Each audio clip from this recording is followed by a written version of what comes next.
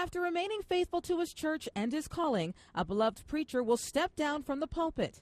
Through it all, it has still been a beautiful experience. After 27 years, the Reverend Dr. Matt King Carter is retiring as senior pastor at New Mount Olive Baptist Church in Fort Lauderdale, a decision he said he made after hearing from a higher power.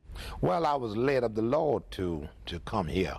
Every stage of my life has been a journey of being led by God. Each of us is gifted in our own way. The 62-year-old man of the cloth has been in the ministry for 43 years, most recently preaching at the largest black congregation in the state. Dr. Carter has called the New Mount Olive Baptist Church his home away from home, leading a congregation that started with 2,800 members, now an impressive 10,000.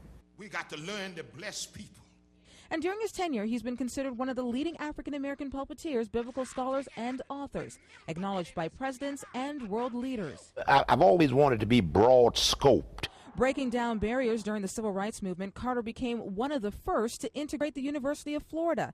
And when the N-word was commonly used to address blacks, Carter remembers when he was not called out of his name. One of the most important dates was when a professor in philosophy called me Mr. Carter.